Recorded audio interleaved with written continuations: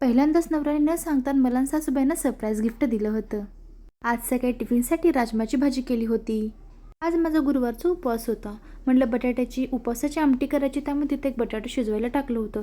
इथे कणिक मळून पण रेडी होती आणि नवऱ्याला खाण्यासाठी 4 बदाम रात्री भिजत घातले होते. मधल्या गॅसला काय झालं तर काय माहीत, सारखाच फडफड करत होता. आज मी उपवासासाठी बटाट्याची आमटी आणि वरी घेऊन जाणार होते. शाबू खाऊन फक्त कंटाळा आला होता. इकडे आमटी शिजते तोपर्यंत मी चहा पण ठेवून दिला.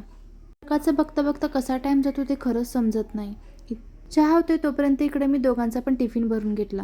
सासूबाई म्हणतात 3 चपात्या कधी भरायच्या नसतात, म्हणून चपातीचा थोडासा तुकडा काढून मी बुट्टीमध्ये टाकला. त्यानंतर इथे माझा टिफिन पण भरला आणि माझ्या जॉबची वेळ झाली. आज कामामध्ये ऑडिट सुरू होतं, त्यामुळे मला घरी यायला खूप वेळ झाला होता. बघते तर काही ते सासूबाई माझा व्हिडिओ बघत बसल्या होत्या. बघत होत्या त्या व्हिडिओमध्ये कुठे दिसत आहेत का, इथे नणंदबाईंचा अर्धा स्वयंपाक पण होऊन गेलता. मस्त अशी वांग्याची भाजी केलती. आज भांडी घासायची बारी माझ्यावर होती, मग पटकन मी भांडी घासून घेतली. कधी नव्हते बाई नवऱ्याने न सांगता असं काही तर सरप्राईज गिफ्ट आमच्या दोघींना दिलं होतं. तर हे आमच्या दोघींचं बड्डेचं गिफ्ट होतं. थोडं लेट होतं पण छान होतं. तरी हँडबॅग होती ती सासूबाईंसाठी होती. छान होती, मला तर प्रचंड आवडली. मला पहिल्यांदा समजलं की नवऱ्याची चॉईस पण काय बेकार नाही आहे. त्यानंतर होतं माझं गिफ्ट पण खूप छान होतं. असं मी दोघींचं गिफ्ट घेऊन नाचत होते.